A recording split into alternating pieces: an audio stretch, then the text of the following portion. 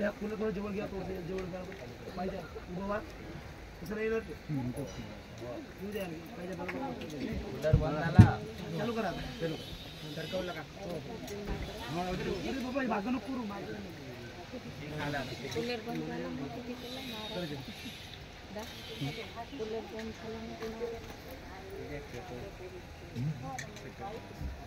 दोन्ही एका ठिकाणी दोन्ही एका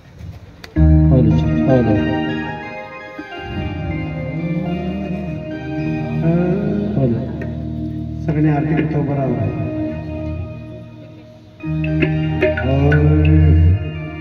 नम पार्वती पते हर हर महादेव सुखकर्ता दुःखहर्ता भर्ता विघ्नाति सर्वे प्रेम गोपादयाति सर्वांगे संहारा वन्दे सुराति कंठे जयमाला महाराजी जय देव जय मंगलमूर्ति श्री मंगलमूर्ति दर्शन मात्रे माना चरणे मात्रे माना कामना मूर्ति जय देव वचन मारा गौरी कुमारा संसारणा जीवो की संगम गिरे जगवडरो भगवारा चंद्रे मोरे चरणे कामया जय देव जय मंगलमूर्ति श्री मंगलमूर्ति दर्शन मात्रे माना चरणे मात्रे माना कामना मूर्ति जय देव मोदर के सावर वर वर वंदना सर्वत्र वग्र वृंद विनयना तारा माता वनवाय चरना संकटे पावावे निर्वाणे लज्जावे सर्व वंदना जय देव जय मंगलमूर्ति श्री मंगलमूर्ति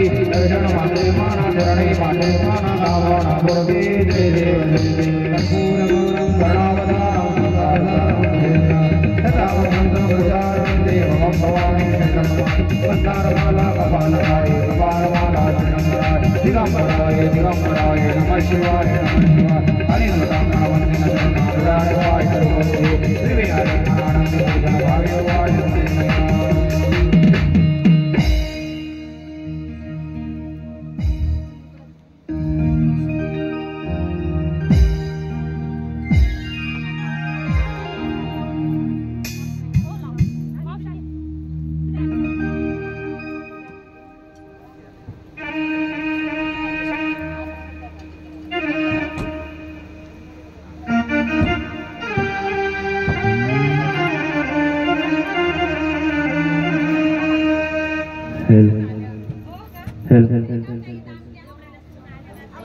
जय श्री राधे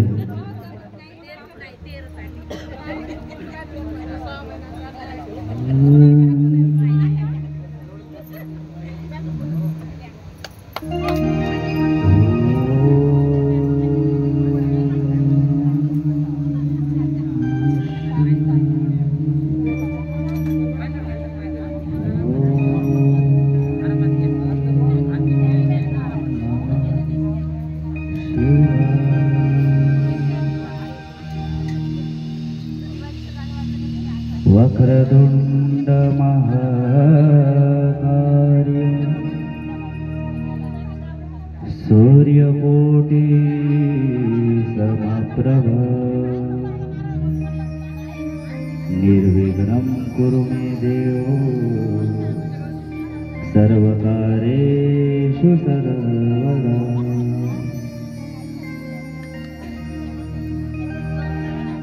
मंगलम भगवान विष्णु मंगलम गरुड़ध्वज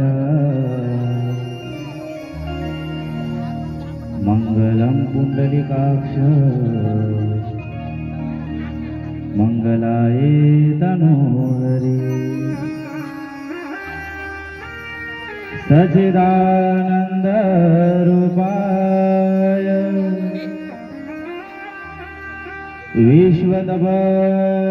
विश्वतपतिदेहितवे तापतराय विनाशाय श्रीकृष्णाय वयं नमः।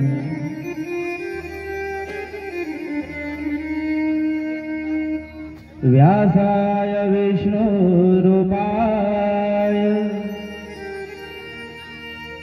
दासरूपाय विष्णवे नमो नमः। थोडा आवाज. ब्रह्मविदये वसिष्ठाय नमो नमः. नमस्कार व्यासाय विशाल बुद्धे पुल्लारविंदाय भद्रनेत्र ते यत्वया भारत तैलपूर्ण प्रज्वलितो ज्ञानमय प्रवीण. वसुदेव सुतदेवगण सचानुमर्दन देवकी परमानंद श्रीकृष्ण वंदे जगद्गुरु. आवाज करो.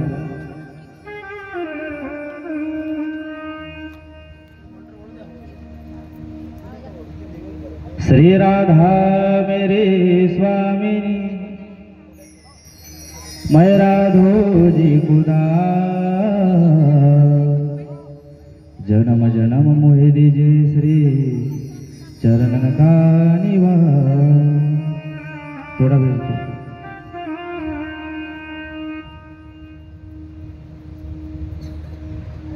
महादेव षडकर नमन नागेंद्रहराय त्रिलोचनाय वस्माडरागाय महेश्वराय नित्याय शुद्धाय दिगंबराय तस्मै नकराय नमः शिवाय.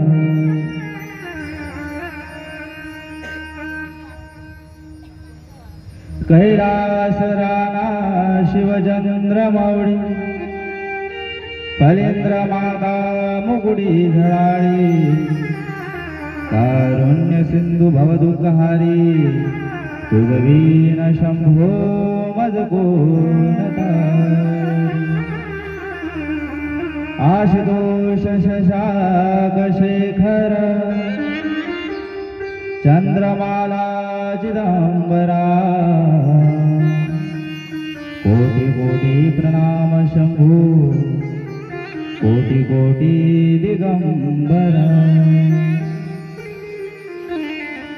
निर्विकार ओंकार विनाशी तुम्ही देवाधिदेव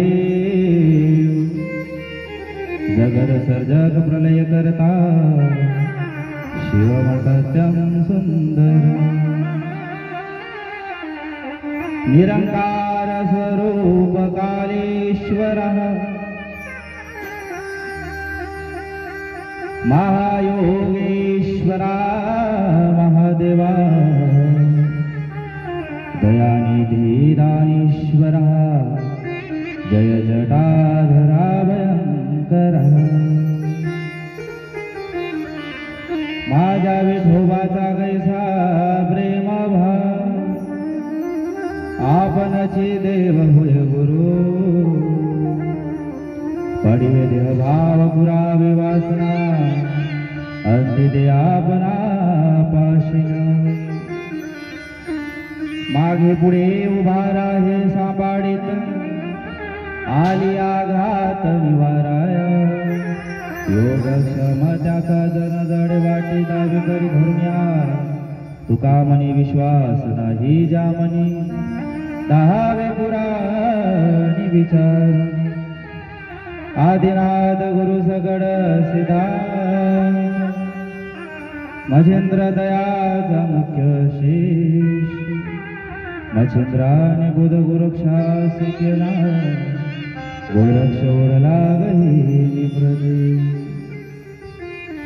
महायोग पीठे तठे भीमरत्या वरकुंडलिकाय दातु समागतं तिष्ठन्त महानन्दगन्धं परब्रह्मलिङ्गं भजे पाण्डुरङ्गम्. ॐ नमः शिवाय ॐ नमः शिवाय. हर हर भोले नमः शिवाय. हर नमः शिवाय ॐ नमः शिवाय. हर हर भोले नमः शिवाय.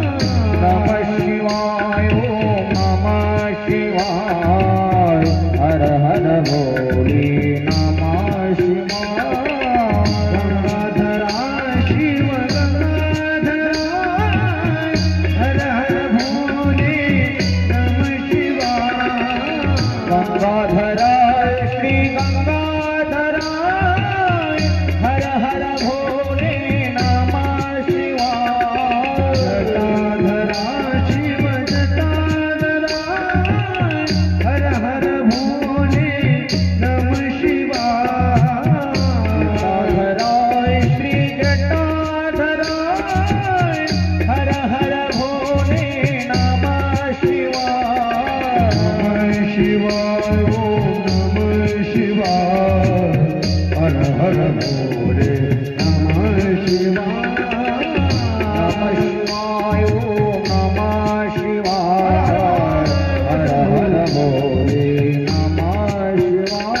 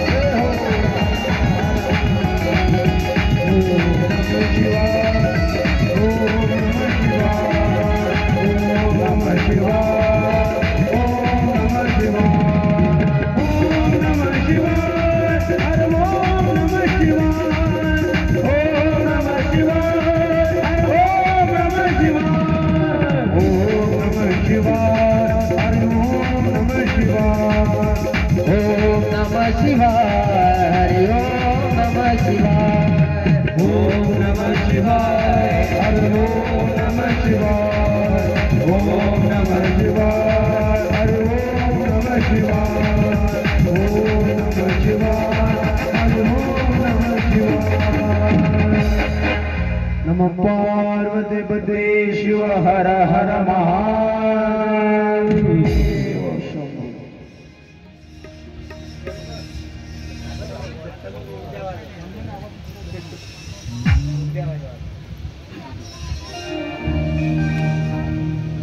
चराचरामध्ये वास करणार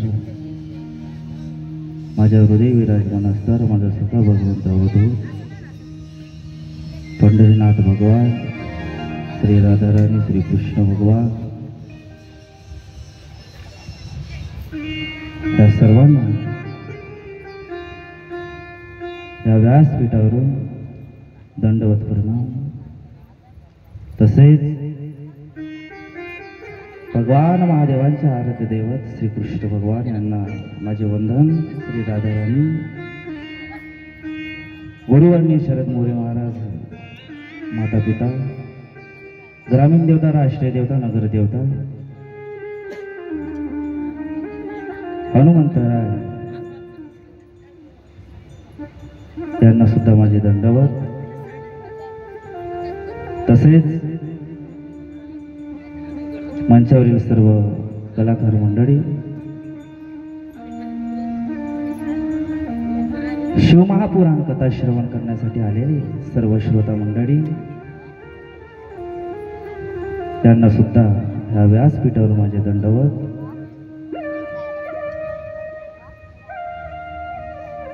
तसेच घरी बसून श्री शिवमहापुराण कथा श्रवण करत आहे अशा सुद्धा गुणी भक्तांना या व्यासपीठावर माझे दंडवत पाहता पाहता कथेच्या चतुर्थ दिवसामध्ये आपण प्रवेश करत आहोत. प्रथम दिवशी शिवमहापुराणाची प्रस्तावना पाहिली. तृतीय दिवसात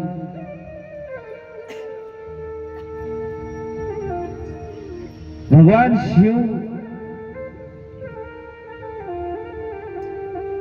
कोणत्याही कामाची सुरुवात करण्याआधी आपल्याला त्या गोष्टीची माहिती पाहिजे आणि शिवमहापुराण या ग्रंथाचे महात्म्य काय आहे हे आपण तृतीय दिवसामध्ये पाहिले. काल तृतीय दिवसामध्ये शिवमहापुराण कथेमध्ये आपण सर्वांनी प्रवेश केला. विद्येश्वर संहिता कशा प्रकारे ब्रह्म भगवान विष्णू ह्या दोघांमध्ये वाद चालू आहे.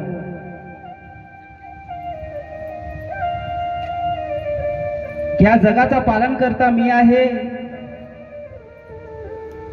सर्वात मोठा मी आहे, तो लहान आहे.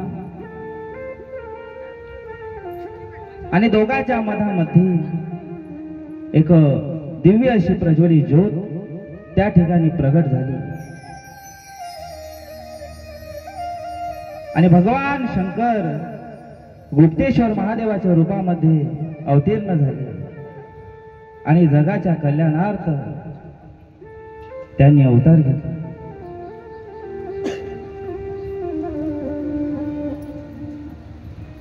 बनवणं झालं असेल तर आता कथा सुटल्यानंतर बनवा, नाही का? सर्वजण समोर येऊन बसा. आता उरलेले आता कथा झाल्या बरं.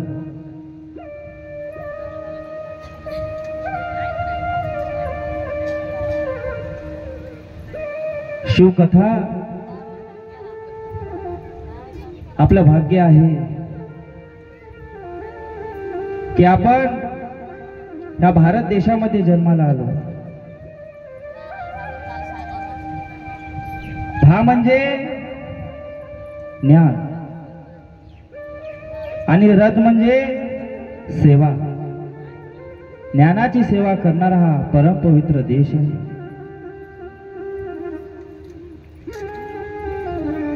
भारताच्या अस्मितेचा कणा हा भारताचा अध्यात्मात आहे. विश्रांतीचा वसवण्यासाठी त्याला विश्वाकार व्हावे हवे आणि विश्वाकार होण्यासाठी त्याला अशा व्यापक जीवन गाथाच अभ्यासाला पाहिजे.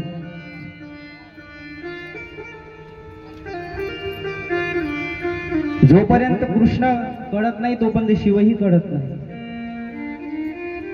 आणि शिवकथेचा सार काय आहे तर प्रत्येक संकटात प्रत्येक दुःखात भगवान शंकरावर दृढ विश्वास ठेव. दुःख हे आपली परीक्षा घेण्यासाठी येते. शिव आपल्याला सहजासहज मिळत नाही.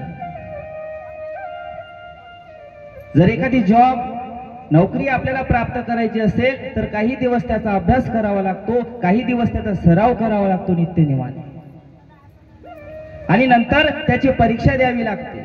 आणि जर परीक्षामध्ये आपण उत्तीर्ण झालो तर मग आपले दिवस त्या बदलून जातात. जन्म मृत्यू ह्या दोघांच्या मधातला जो अंतर आहे पहा. जर आपण घाटंजी बस स्टॉप वरून यवतमाळ पर्यंत जायचं असेल तर शेवटी आणि सुरुवात काय आहे याच्याकडे लक्ष द्यायचं. पण आपल्या हा मधातला जो अंतर आहे, जो प्रवास आहे, तो कशा पद्धतीने आपण पार करतो, आनंदात, दुःखात, हसण्यात, रडण्यात, हे आपल्यावर डिपेंड आहे, आपल्यावर अवलंबून आहे. कोणी घर बांधून संसार थाटामाटात आपल्या परिवारासोबत जीवन जगत राहते, तर कोणी ह्या संसारात आल्यानंतर भगवंताची भक्ती, शिवाची भक्ती करण्यासाठी दृढ मग्नतेने त्यामध्ये रममान होतो. थोडा वेळ द्या. हे प्रत्येकाचं वेगवेगळं कल्प आयुष्य आहे. हा कल्प आयुष्य अकल्प आयुष्य भावेत या कोळा. कल्प आयुष्य भावेत या कोळा. अकल्प आयुष्य भावेत या कोळा. अकल्प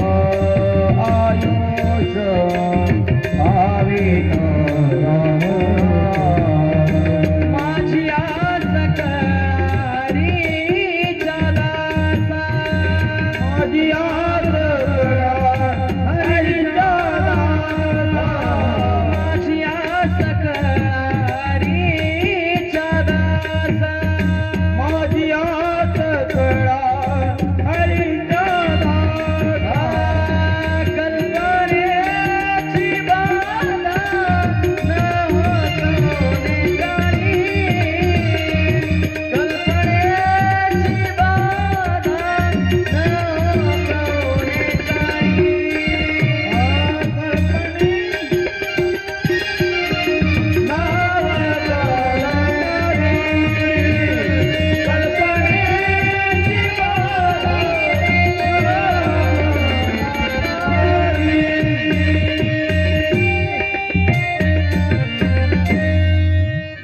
कल्प आयुष्य. ह्या थोड्याशा आयुष्यामध्ये मानकर साहेब थोडी दया करा आमच्यावर. आवाज करा.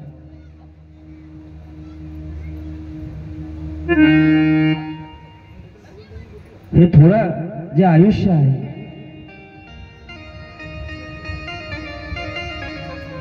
ह्या थोड्याच्या आयुष्यामध्ये कशा प्रकारे आयुष्य जगायचं हे आपल्यावर डिपेंड आहे. लक्षात घ्या. आपल्याला वाटतं की आपण खूप शिकलो म्हणजे आपण मॉडर्न झालो, नाही का? पण जिथे विज्ञान संपते, जिथे हा सायन्स थांबतो, तिथे अध्यात्म चालू होतं. सायन्स विज्ञान इतकं प्रगत झालं असतं तर आकाशगंगेमध्ये ओमची ध्वनी आताही चालू आहे. ते कुठून चालू आहे, कशी चालू आहे, आजही नासा सुद्धा त्याचा शोध लावू शकलेला आहे. डमरूच्या आकाराचा तारांगण आहे, आजही तो डमरू कसा त्या ठिकाणी आहे हे माहीत करू शकले नाही. जिथे विज्ञान थांबते त्या ठिकाणाहून अध्यात्माला प्रारंभ होतो.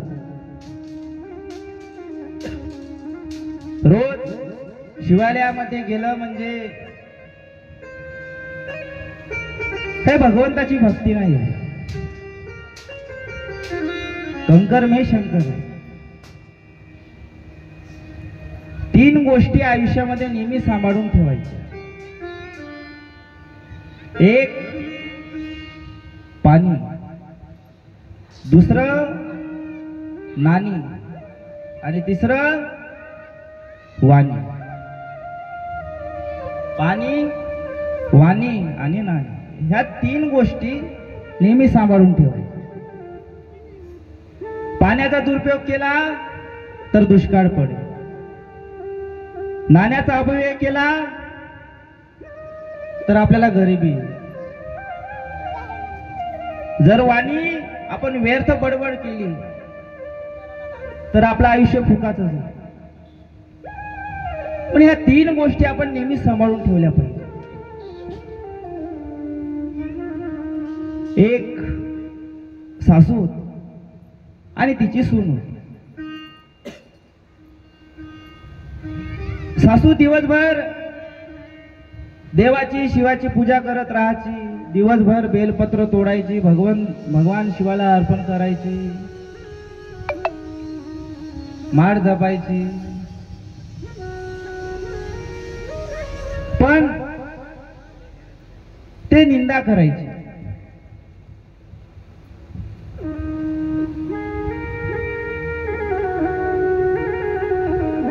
दक्षाने भगवान शिवाची निंदा केली तर त्याला कशाचं तोंड लावण्यात आले? बकऱ्याचे. बकरं कसं करते? म्या म्या करत राहते दिवस. तसंच आपण सुद्धा हे माझं ते माझं याच्यामध्ये आपण आयुष्य गमवतो.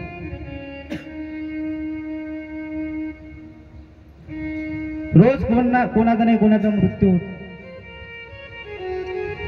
पण तरी आपल्याला कळत नाही की आयुष्य हे थोडंसं आहे. याच्यामध्ये आपण येऊन शिवकथा ऐकली पाहिजे, शिवकथा श्रवण केली पाहिजे. असो, ते सासू दिवसभर निंदा करायची, मात्र तिची जी सून होती ते कसं बसं लहान मुलांची क्लासेस घेऊन ट्युशन घेऊन आपलं घरदार सांभाळायची. आणि एक वेळ असा आला की दोघीचाही मृत्यू झाला. दोघीचाही मृत्यू झाला आणि दोघी स्वर्गात पोहोचले.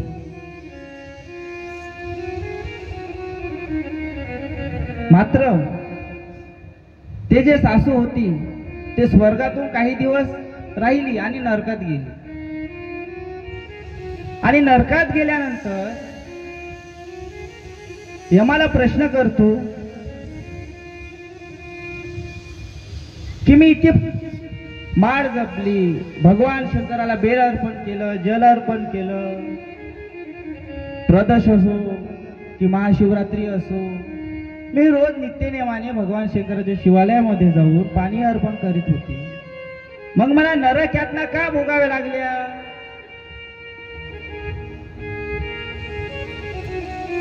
यमराजांनी उत्तर दिले की तुझी जी भक्ती होती ते दिखावी होती. शिवालयामध्ये गेल्यावर कधीही कोणासोबत बोलू नये. तुझी भक्ती दिखावी होती. निंदा, कटुता हेच तुझे रोजचे कर्म होते. कर्म भगवद्गीतेमध्ये कर्मसन्यास योग नावाचा अध्याय आहे. ज्यावेळी अर्जुनाने गांडीव धनुष्य खाली पाडले आणि भगवान कृष्णाला म्हटले की देवा, जे माझ्या समोर माझे भाऊ, वडील, नातलग, माझे नातू, माझे मुलं, त्यांना मी कसे मारू? त्यावेळी भगवान कृष्णाने अर्जुनाला समजाविले, अरे जसे आपण जुने वस्त्रे टाकून नवीन कपडे धारण करतो, तसाच हा शरीर जुना देह टाकून कोरा देह धारण करतो. हे जी आपली आत्मा आहे ते अमर आहे. एक स्त्री, तिचं 2 वर्षाचं मूल होतं. ते मरण पावलं. ते रडायला लागली. एका संतापाशी का महात्मापाशी गेली. महाराज, मी काय पाप केले होते, मी काय दुर्भाग्य केले होते की माझ्या आयुष्यामध्ये हा दिवस आला.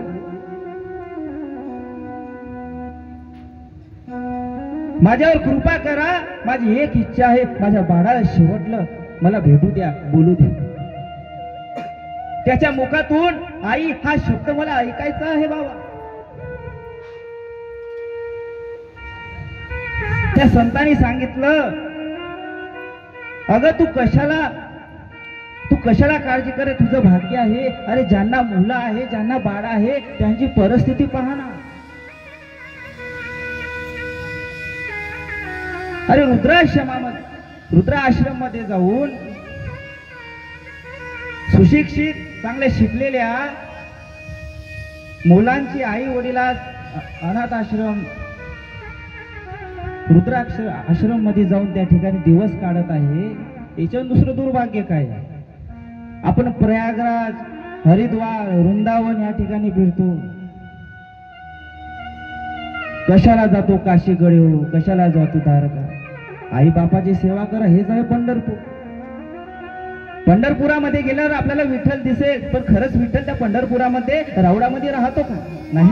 बाप केवळ काशी, माय बाप केवळ काशी, माय बाप केवळ काशी, माय बाप केवळ काशी, माय बाप केवळ काशी, माय बाप केवळ काशी, माय बाप केवळ काशी, माय बाप केवळ काशी. जेणे न जावे तीर्थासे,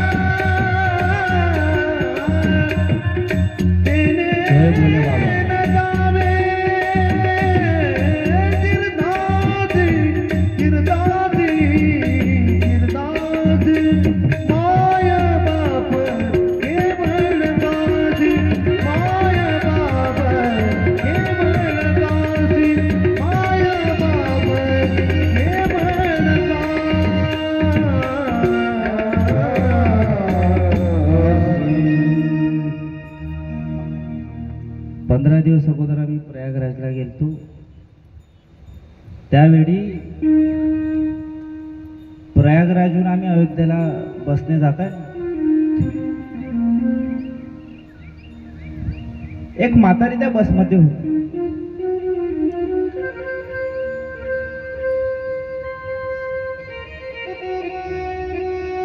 जो प्रयागराज ते अयोध्याचा जो अंतर आहे ते अवघ्या 4 तासाचा, पण आम्हाला त्यावेळेस 16 तास लागला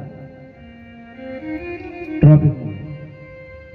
तर आता 16 तासाचं अंतर म्हटल्यावर लोक तर काही ओळखीचे होऊनच जाते नाही का. कोणी युपीतला, कोणी कर्नाटक मधला, कोणी बिहारचा.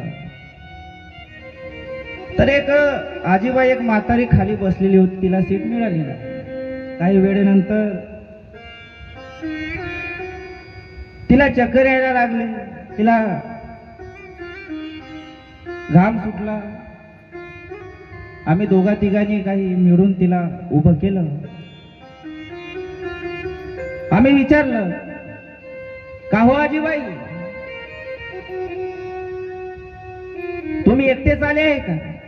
तुमचा मुलगा, तुमची सून, तुमचा नातू कोणी तुमच्या सोबत नाही का?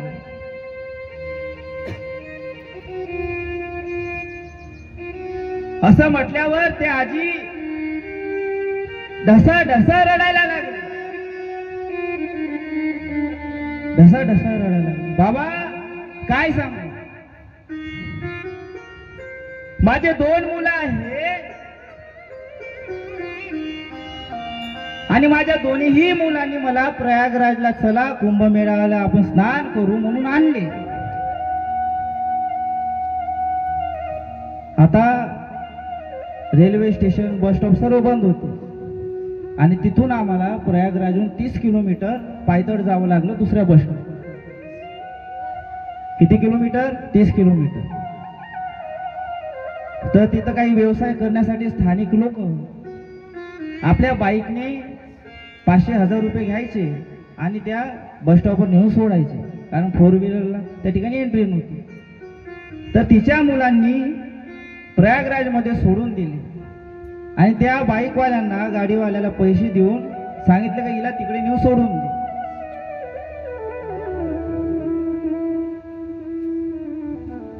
त्या म्हातारीला सोडून दिले. तिला बसही माहित नाही, कोण्या बसमध्ये बसायचं. मात्र ज्याला देव तारी त्याला कोण मारे, नाही का. काही गावातले स्थानिक लोक ओळखीचे मिळाले आणि ते त्या बसमध्ये बसले घरी जाण्यासाठी. हे दिवस पाहण्यासाठी आपल्या मुलांना आपण चांगल्या उत्तम प्रकारचे एज्युकेशन देतो, शिक्षण देतो, मोठमोठ्या कॉलेजमध्ये शिकायला पाठवतो, बाहेरगावी शिकायला पाठवतो. मात्र आपल्या मागे आपले मुलं, आपले बाळ काय करत आहे हे आपण कधी पाहण्याचा प्रयत्न केला नाही, नाही का. मात्र मग नंतर रडत फिरायचं की माझ्या मुलानं मला घराच्या बाहेर हाकलून दिलं. मायबाप हो, हा दिवस नाही पाहत असेल तर आपल्या मुलांना, आपल्या बाळांना आपल्याला शिवकथामध्ये आशिष महाराजांची कथा ऐकण्यासाठी घेऊन याला. ते आशिष महाराजचे केस पिकले नाही, नाही का जय महाराज. आजपर्यंत तुम्ही व्यासपीठवर ज्याचे दात पडले आहे, ज्याचे केस पांढरे झाले आहे, आशिष महाराज लोक पाहिले.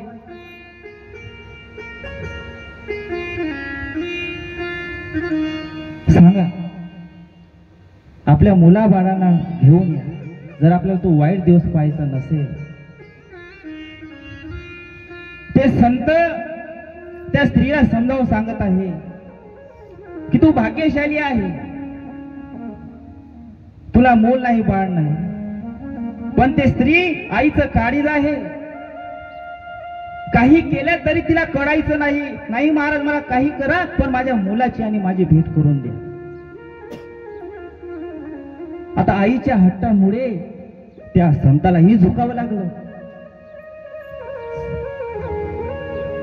आणि आपल्या शक्तीद्वारे, आपल्या बलाच्या शक्तीद्वारे त्या मुलाच्या आत्म्याला, 2 वर्षाच्या मुलाच्या आत्म्याला त्या ठिकाणी बोलावलं.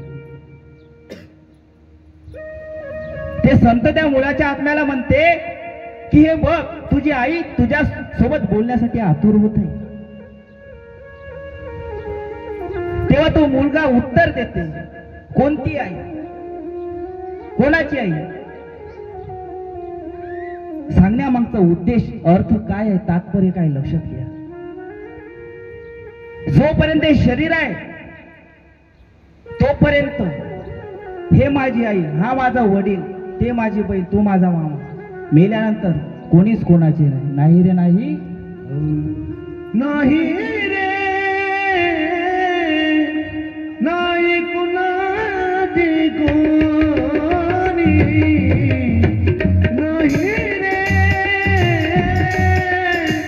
नाही कुणाची कोणी,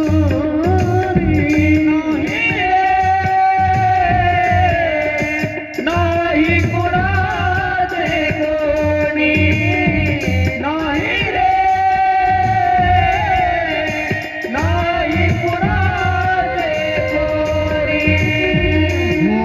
अंती जातील एक लबाना, अंती जातील एक लबाना, माझे माझे म्हणूनी.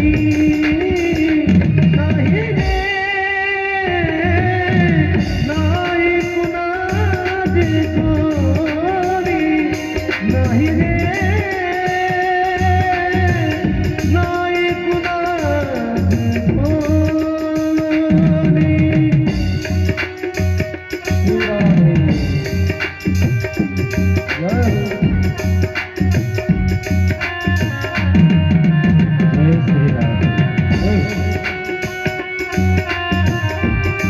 जय बोले बाबा.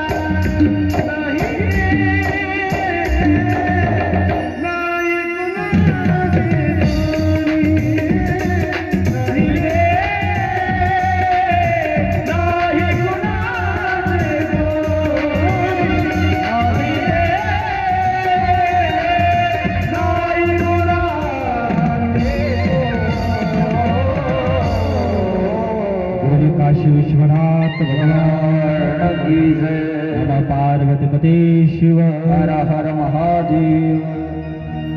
नाही रे नाही, कोणी कोणाची.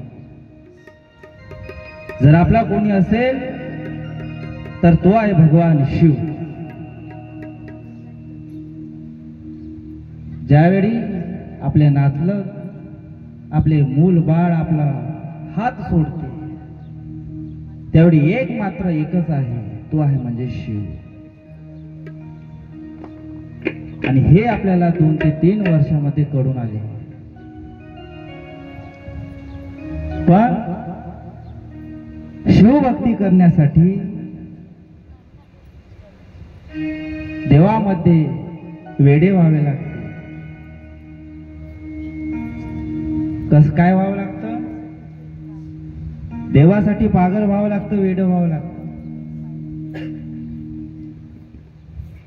शहाण्यांचं हित कशात आहे? पैशात. आणि वेडे आपण सर्वजण कोण आहो? वेडे जाऊन काम धंदा सोडून, घरचे काम सोडून या ठिकाणी कथा श्रवण करण्यासाठी बसलो आहे.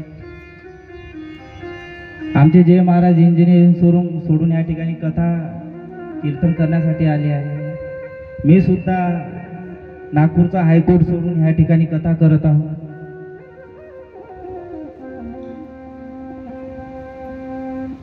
म्हणजे भक्तीत वेड झाल्याशिवाय शिव मिळत नाही. आणि शहाण्या लोकांचं हित पैशात आहे. असो, तर शिव महापुराणामध्ये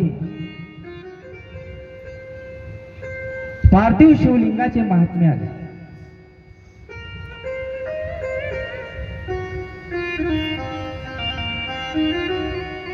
पार्थिव शिवलिंग बनवण्याने काय फळ प्राप्त होते?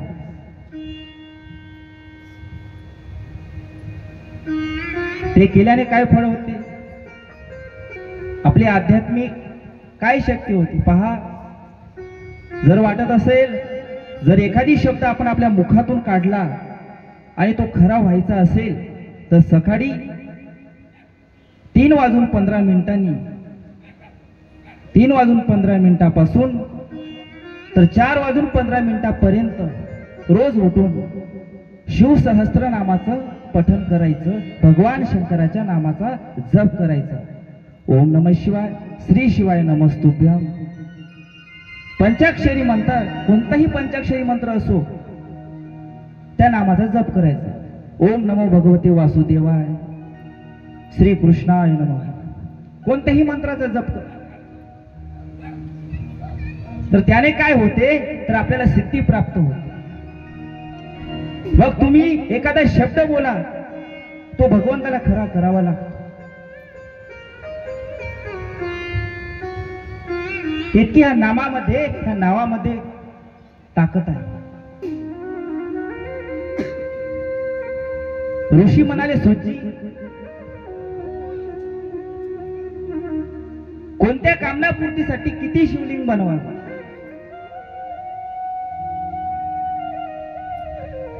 सूत म्हणाले,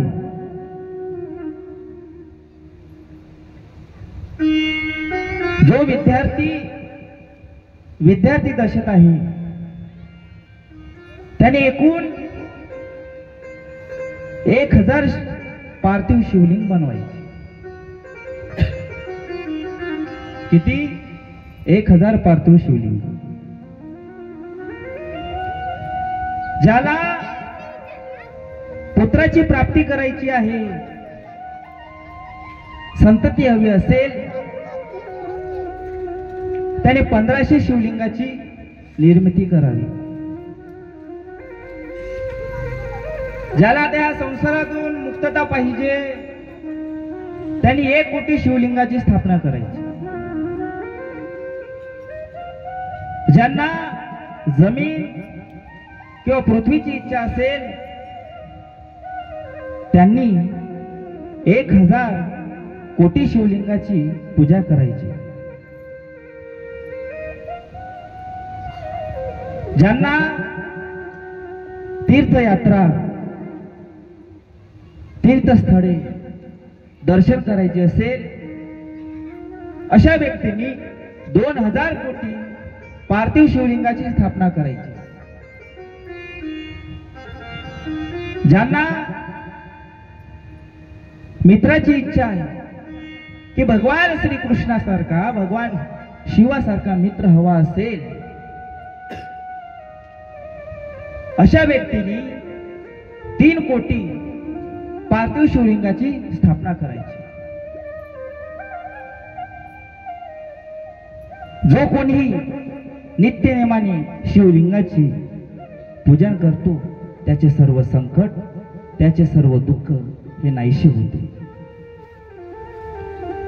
रावणानेही शिवलिंगाची अर्चना करून भगवान शिवाची प्राप्ती केली. शिवलिंगाबरोबर जल पृथ्वी अग्नी वायू आकाश थोडा इको कमी कर सूर्य चंद्र अशा 8 मूर्ती पूजनीय आहे.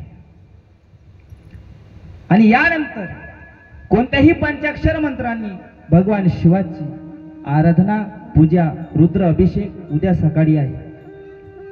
सर्वांनी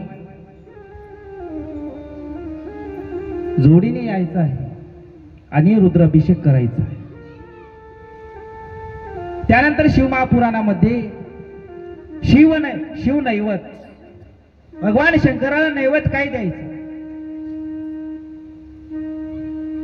पुरणपोळी द्यायचं का बासुंदी द्यायची का? आमच्या ज्ञानेश्वर दादांनी काल आमचे जय भाऊ म्हणायचे महाराज अशी बासुंदी मी आजपर्यंत खाल्लीच नाही.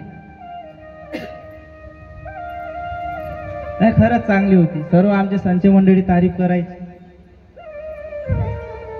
प्रेम आहे त्यांचं सुंदर आहे आमच्याबद्दल नाही का? पार्थिव लिंगाची पूजा शिवजींची नावे उच्चारून करावी. तर शिव नैवेद्य काय द्यायचा? तर दही भात. दही ते सात्विक अन्न आहे, भात ते सात्विक अन्न आहे. खूप जुन्या पुरती येऊ काला खाऊ दही भात.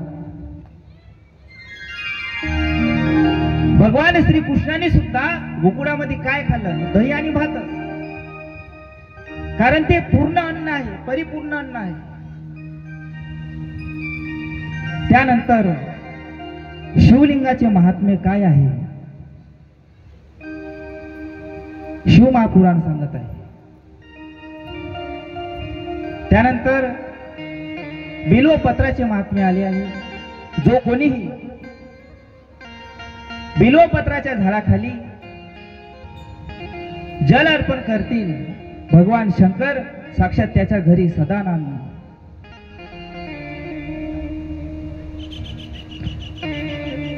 शिवनामाचा महिमा. शिवकथा श्रवण केल्यानंतर जे पुण्य फळ आहे ते ह्या जन्माचं नाही तर आपले जे 21 पिढ्या आहेत त्यांचा सर्वांचा उद्धार होतो.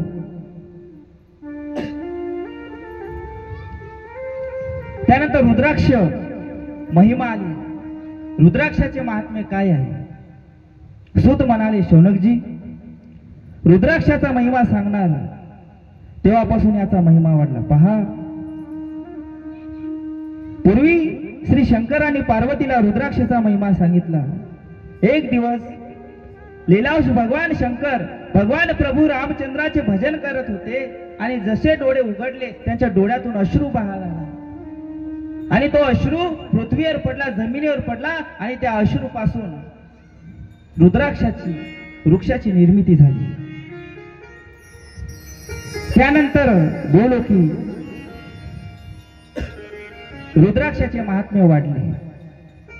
पांढरी, लाल, पिवळी आणि काळी अशी 4 प्रकारचे रुद्राक्ष आहेत. आणि या 4ही रुद्राक्षाचे महात्म्य वेगवेगळे आहे. रुद्राक्ष आकाराने जसजसे लहान होत जाते तसतसे त्याची महिमा त्याची पावर, त्याची ताकद वाढत जाते. जो व्यक्ती संन्यासी आहे त्यांनी प्रणव उच्चार रुद्राक्ष धारण करावे. रुद्राक्ष धारण करणाऱ्या माणसाने पूर्ण शाकाहारी असावे.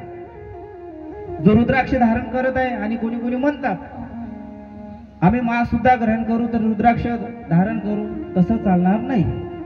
आणि कोणी कोणी फॅशनसाठी तुळशीची माळ घालते, रुद्राक्ष घालतो. आज परंपरा चालू झाली नाही का, पण त्याचे काही नित्य नियम आहे. जो मांसाहार करत असेल त्याने रुद्राक्ष धारण करू नये.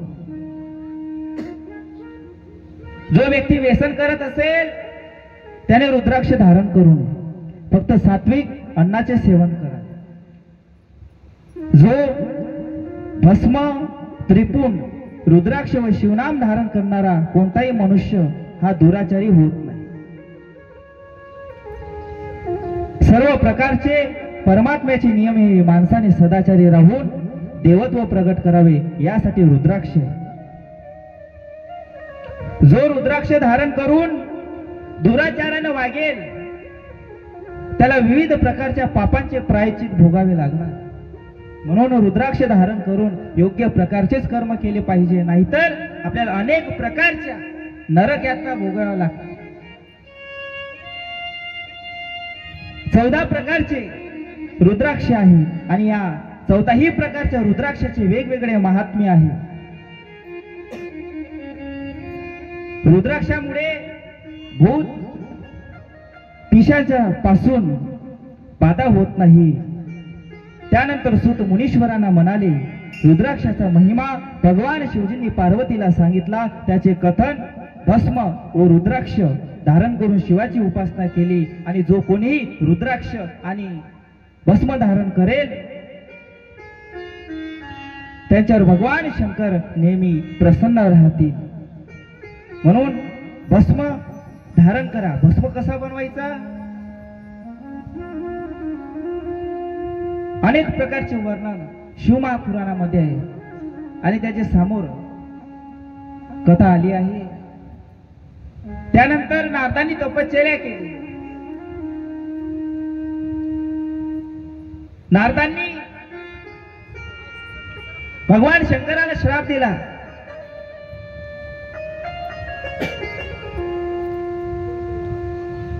की ज्या प्रकारे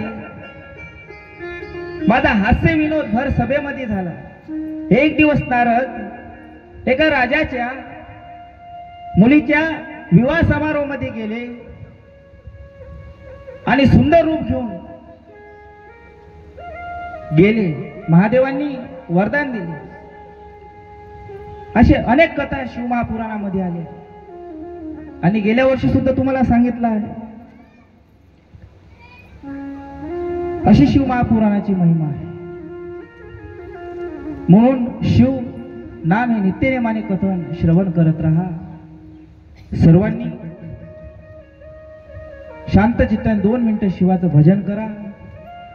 ओम नमः शिवाय, ओम नमः शिवाय, हर हर भोले नमः शिवाय, नमः शिवाय, ओम नमः शिवाय, हर हर भोले नमः शिवाय, शिवाय नमः शिवाय, हर हर भोले नमः शिवाय, नमः शिवाय, ओम नमः शिवाय, हर हर भोले नमः शिवाय, ईश्वरा शिव ईश्वरा, हर हर भोले नमः शिवाय, ईश्वरा शिव भोलेश्वरा, हर हर भोले नमः शिवाय, ईश्वरा शिव भोलेश्वरा, हर हर भोले नमः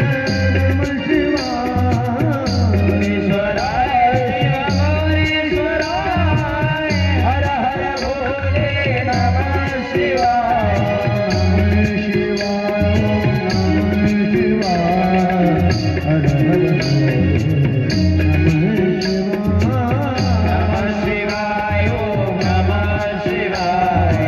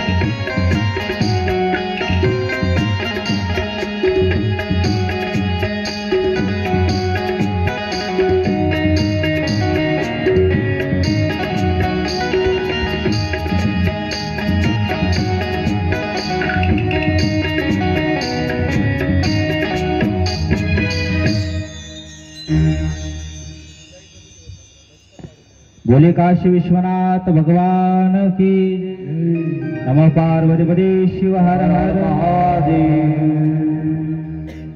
त्यानंतर शिवमहापुराणामध्ये गुणानिधीची कथा येत आहे. कोण होता हा गुणानिधी? तर हा गुणानिधी एक कांप्लियन नगरात एक यज्ञदत्त दीक्षित नावाचे एक ब्राह्मण राहत होते. वेदशास्त्र पारंगत ते ब्राह्मण होते. राजाच्या घरी नित्यनेमान त्यांचा येणे जाणं चालू राहत होते पूजा अर्चना करण्यासाठी.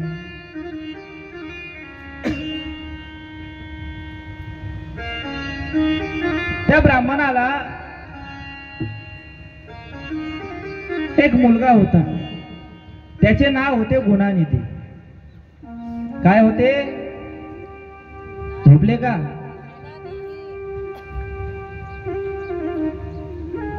सर्वांनी हात वर करा.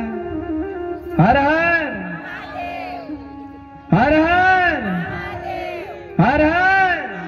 हा, थोडी चार्जिंग झाली. असं वाटायचं बघ कथा ऐकून झोपलेच काय.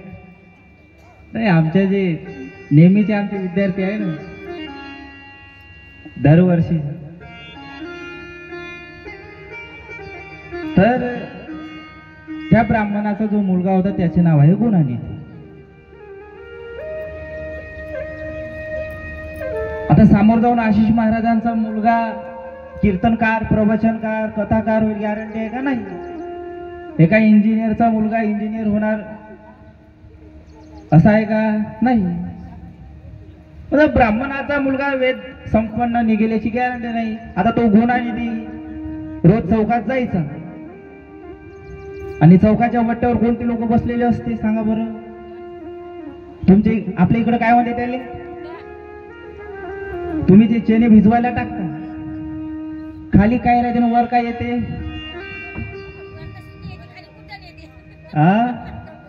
खाली काय राहते मावशी?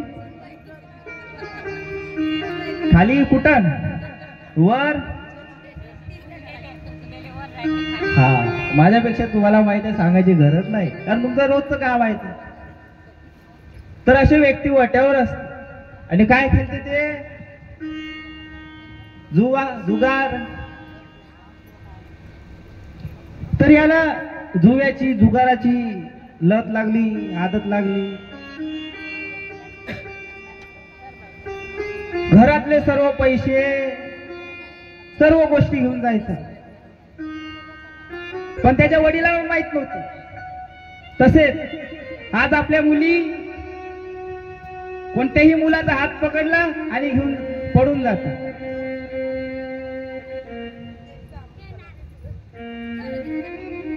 लक्षात घ्या, जितक्या काही मुली गेल्या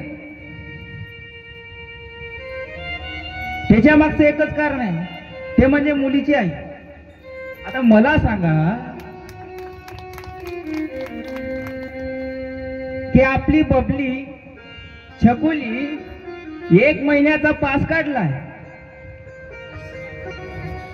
नागपुरीवरून SPM शाळेमध्ये येण्यासाठी 1 महिन्याचा पास काढला. 30 तारखेपर्यंत पास होता. मग ते 4 तारखेपर्यंत कॉलेजला जात आहे. तर माझा प्रश्न असा आहे, ते का घोपा करून जात आहे का?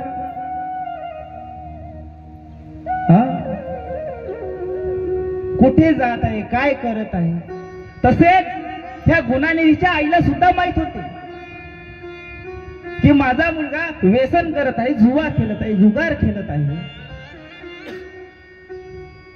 पण तिच्या नवऱ्याला, पतीला तिने सांगितले नाही. आणि एक दिवस असा आला की जे राजाला भेट दिली सोन्याची चेन, त्या ब्राह्मणाला तो गुणानिधीला वडील घरी घेऊन आला, आपल्या आईला दिला. आणि तो गुणानिधी आपल्या आईपासून ते चेन सोन्याचे घेऊन जुगारामध्ये हारला. आणि असेच कदाचित एक प्रसंग उदाहरण झाला. आणि तो ब्राह्मण गुणानिधीचे वडील एका आपल्या नगरामधून जात असताना एका चौकामध्ये, वट्यामध्ये काही लोक जुगार खेळत होते. आणि जुगारामध्ये ते सोन्याची चेन त्यांना दिसली आणि त्यांनी ओळखली. आणि हे तर मला राजाने दिली आहे. त्या व्यक्तीने पाशी गेला आणि त्या व्यक्तीला म्हणते तुम्ही माझ्या घरी चोरी केली आहे, हे तर माझे राजाने दिलेली मला चेन आहे. महाराज, हे आम्ही चोरी केली नाही आहे, आम्ही तरी जुगारामध्ये जिंकली आहे. दीपक तले अंधारा. काय होते याचा अर्थ? जो दिवा असतो ना, दिवा, एका अंधार रूम मध्ये एक दिवा ठेवला, संपूर्ण खोलीला ते प्रकाशमय करते, मात्र त्या दिव्याखाली अंधार असते. तसे आपल्या घरात काय चालू आहे? आपण सर्व जगाला ज्ञानाच्या गोष्टी शिकत असतो, पण आपल्या घरी अंधार आहे. हे साध वास्तविक कलियुगाची परिस्थिती झाली नाही.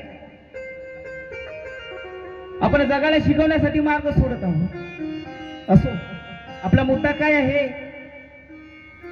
त्या ब्राह्मणाला ते व्यक्ती सांगत आहे, तुझा मुलगा जुगारामध्ये हरलाय, त्याच्या पायाखालची जमीन खचून गेली. अरे समाज काय म्हणते? अरे एका ब्राह्मणाचा एक वेद संपन्न झालेला एक ब्राह्मण, त्याचा मुलगा जुगार खेळतो. तसंच तो घरी धावत सुटला, त्याच्या पत्नीला म्हणतो, अरे तू मला सांगितलं नाही, मी त्याला तेव्हा सरळ केलं असतं.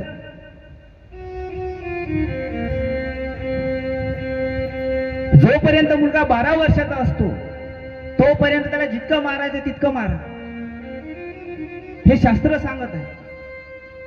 आणि 12 वर्षानंतर मुलांना हात लावू नका, कारण त्याला नंतर तुम्ही कितीही समजवा त्याला समजणार नाही. ज्या वयामध्ये आपल्या मुलाला शिक्षण द्यायचंय, एक दिवस माझा जिजाऊ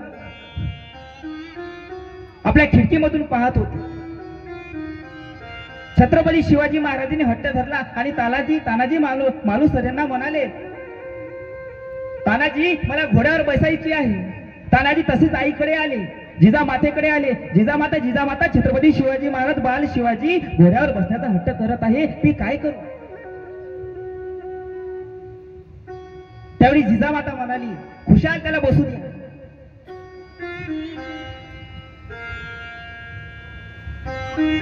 त्या दिवशी रोहन महाराजांनी सांगितलं की ज्यावेळी स्त्री गर्भवती असते त्यावेळी स्त्रीला डोहाळे कसे येतात?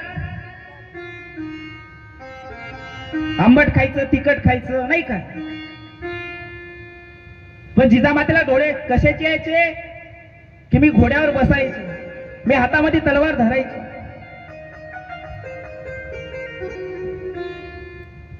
छत्रपती शिवाजी बाल शिवाजी जसे घोड्यावर बसायला गेले तसे घोडा वर झाला, घोड्याने पाय वर केले आणि छत्रपती शिवाजी महाराज खाली पडले.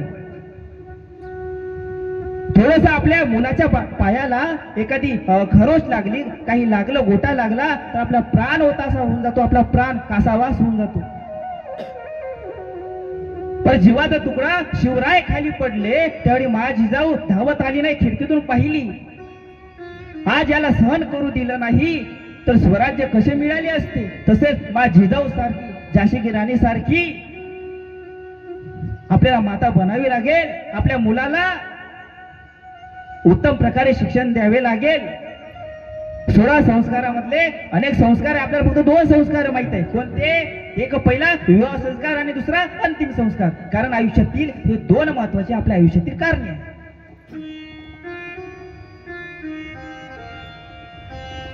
गुणानिधी आपल्या वडिलाचे ऐकले नाही, आईचे ऐकले नाही. त्या ब्राह्मणाने त्याच्या वडिलानं त्याच्या आईचा आणि गुणानिधीचा दोघाचाही त्याग केला. आणि गुणानिधी समोर व्यसनाधीन झाला, दारुड्या झाला आणि आपल्या आईला सोडून समोर निघून गेला. असेच वर्षानुवर्ष तो भटकत राहिला. आणि एक दिवस त्याच्या अंगावर फाटके कपडे होते, त्याला खायला अन्न नव्हते. ज्यावेळी गरिबी येते ना माणसावर त्यावेळी कोणीच कोणाचं होत नाही, लक्षात घे. अरे जे एका वाढलेल्या भाकरीची, एका वाढलेल्या पोळीची किंमत जाणतो ना महाराज, तोच खरा श्रीमंत आहे.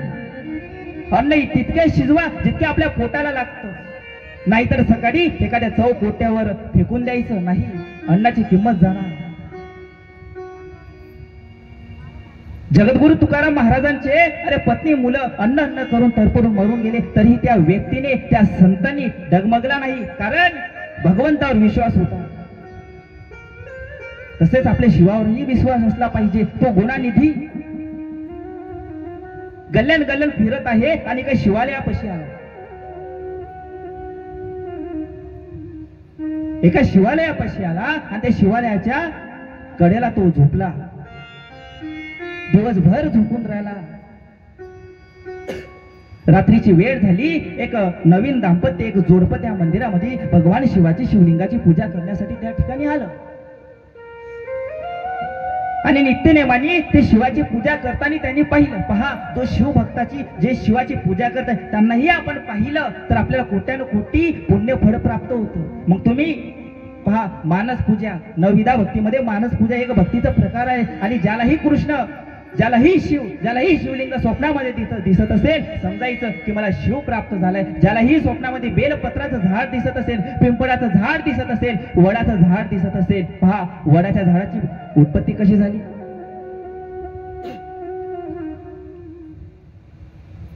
ज्यावेळी कालभैरवांनी ब्रह्मदेवाचं मस्तक धडा वेगळं केलं, ते मस्तक गणलत गणलत एका नदीपाशी गेलं.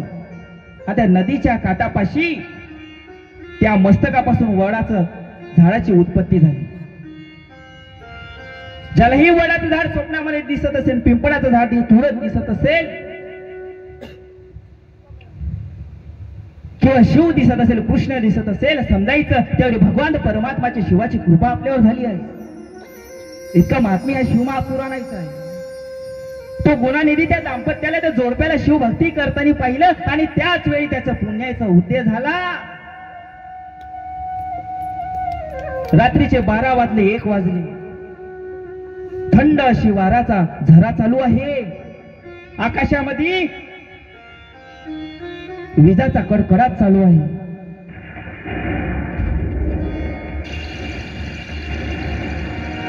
आता त्याच्या पोटामध्ये त्याला भूक लागली. त्याच्या पोटातले कातडे त्याला तोडू लागले आणि सर्व गाव झोपल्यानंतर तो मंदिरामध्ये प्रवेश केला.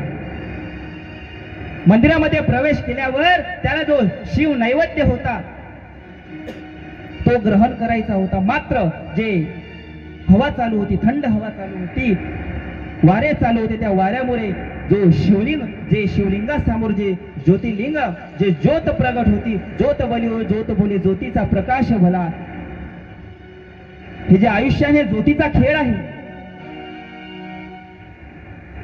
आपल्या शरीरामधली ज्योत गेली तर हा शरीर रिकामा होतो.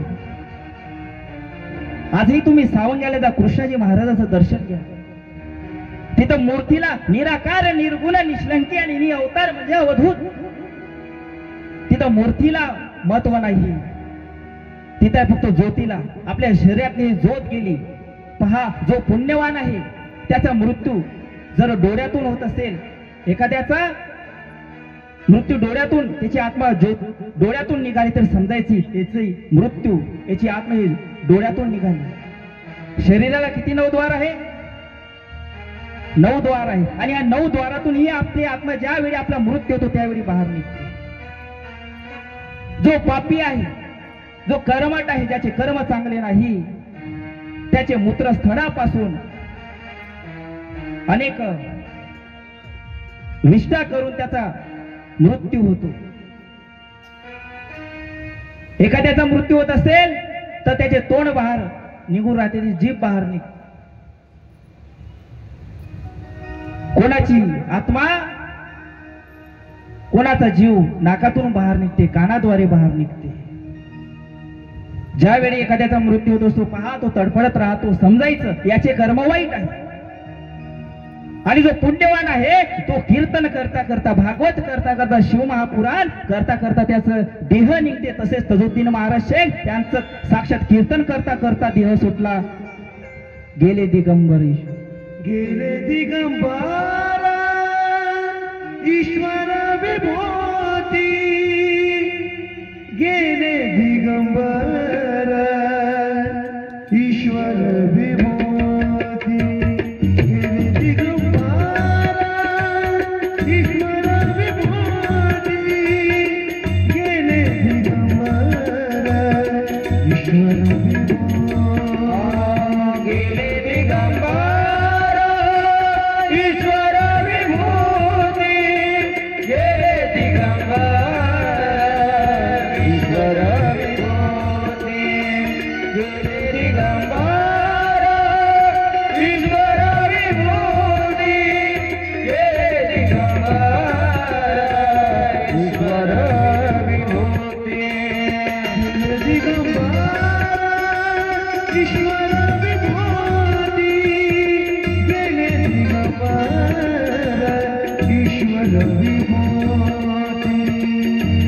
दिगंबरा ईश्वर विभूती गेले दिगंबरा ईश्वर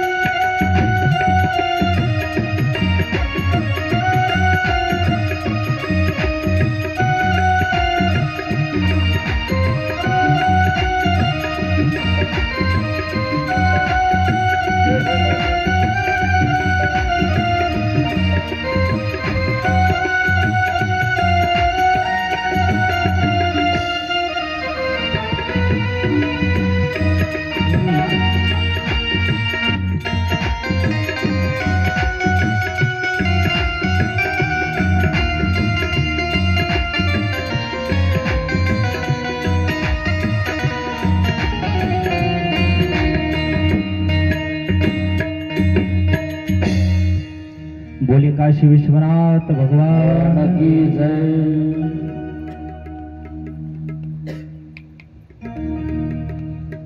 हा देह सोडताना भगवंताच्या चरणापाशी आपला देह गेला पाहिजे अशी भगवंताला विनंती करा। सहज आणि सोप्या रीतीने आपलं शरीर गेलं पाहिजे, देह गेला पाहिजे अशी कर्म अशी भक्ती आपण शिवाला प्रार्थना केली पाहिजे। तो गुणानिधी त्याला भूक लागली, तो शिवालयामध्ये गेला आणि तो शिव नैवेद्य खायला गेला तेव्हा वारा चालू झाला आणि ती जी ज्योत होती ती विजायला सुरुवात झाली। त्याचं लक्ष त्या ज्योतीकडे गेलं आणि काय केले तर त्याने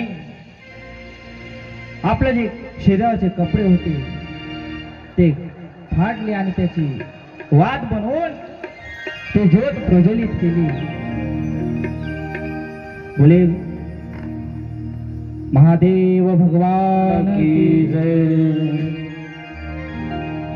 मात्र ते एका व्यक्तीने पाहिले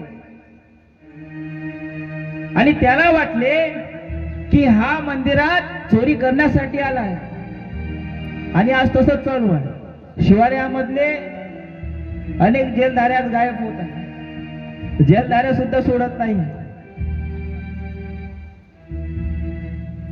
त्याला वाटलं की हा चोरी करण्यासाठी आला आहे आणि त्या गावामध्ये हल्ला बल्ला केला आणि सर्व लोकांना बोलावले, त्याच्या मागे धावले। हा सामोर आहे, सारे गावातले लोक त्याच्या मागे धावत आहे। चोर चोर म्हणून त्याला पकडले आणि त्याला बेधाम मारले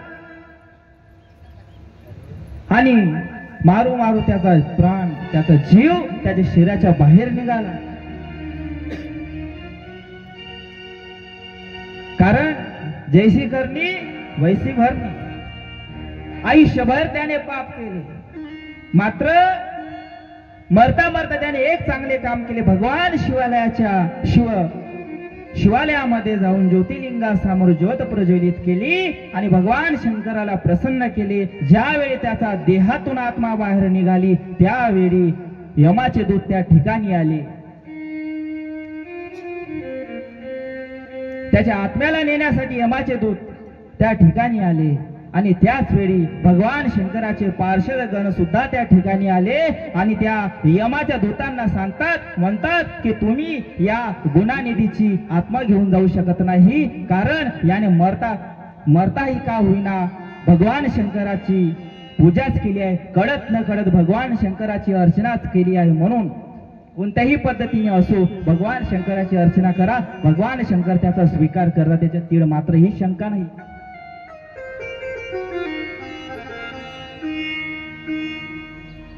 भगवान शंकराचे गण त्या गुणानिधीच्या आत्म्याला घेऊन कैलासावर गेले आणि भगवान शंकराच्या स्थानासमोर त्या गुणानिधीच्या आत्म्याला सामोर घेऊन जातात आणि भगवान शंकर त्याला प्रसन्न होतात आणि सांगतात की आजपासून तू जे काही कर्म केले त्या सर्व कर्माचा या ठिकाणी नष्ट झालेले आहे आणि तू थोड्याशा पुण्य केलं आणि त्या फळावर तुला समोरचा जन्म चांगल्या पद्धतीचा होणार आहे, तुला ऐश्वर्य भोग संपन्न सर्व ऐश्वर्य तुला प्रसन्न होणार आहे. आणि त्या गुणानिधीवर प्रसन्न होऊन भगवान शंकर त्याला पुढचा जन्म देतो आणि तो कुबेर म्हणून तो प्रसिद्ध होतो. जो गुणानिधी होता तो कोण झाला, तो सामोर जाऊन कुबेर झाला आणि आज त्या कुबेराची आपण पूजा अर्चना करतो. लक्षात घ्या, देवाला आपण थोडंसंही दिलं तर देव आपल्यावर प्रसन्न होते. विचार करा, तो गुणानिधी पापी होता, व्यसनाधीन होता, जुवा खेळणारा, जुगार खेळणारा होता, त्याला थोडीशी ज्योत प्रज्वलित केली तर त्याला कुबेर बनवू शकतो मायबाप हो. तर आपण रोज सकाळी भगवान शंकर ज्योतिर्लिंगावर एक लोटा जल अर्पण करत असतो. तर विचार करा, आपल्याला भर भरून किती देणार. फक्त संयम ठेवा, मनात विश्वास ठेवा, आत्मविश्वास ठेवा. एक ना एक दिवस आता, अरे असं म्हणतात की कुत्र्याचाही दिवस येतो, आपण तर मानव आहोत नाही का,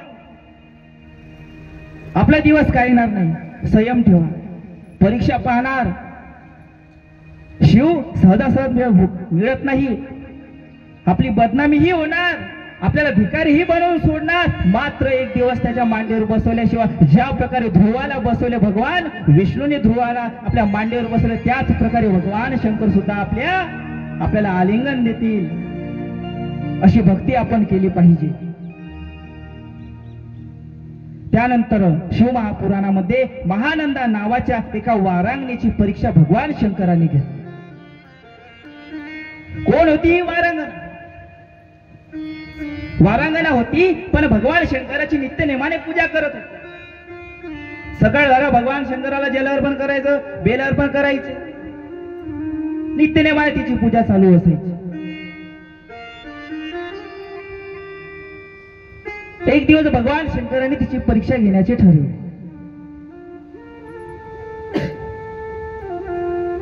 काश्मीर मधील नंदी ग्रामात महानंदा नावाची ती वारांगणा राहत होती.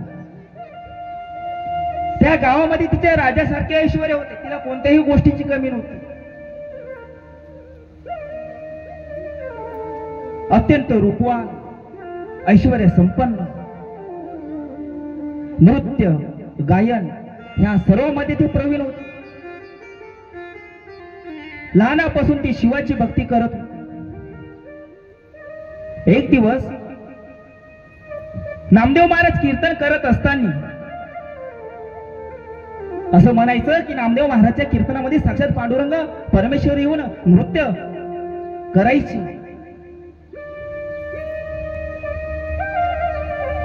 नाचो कीर्तनाचे,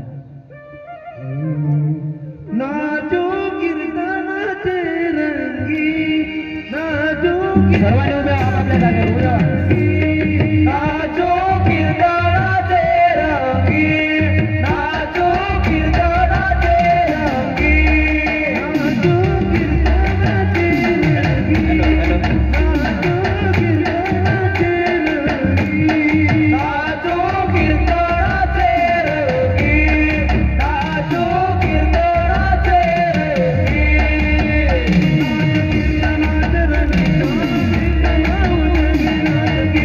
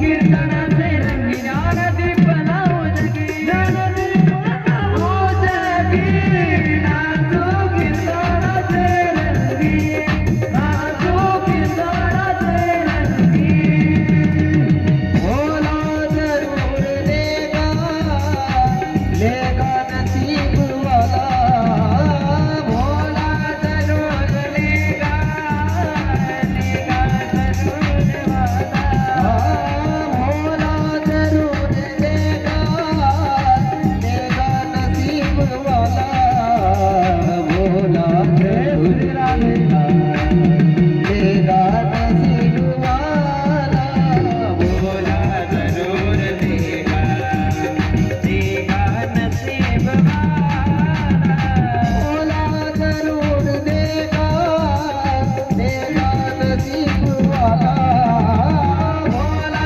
जरूर देगा देगा नसीब वाला भोला जरूर देगा देगा नसीब वाला भोला जरूर देगा देगा नसीब वाला भोला जरूर देगा देगा नसीब वाला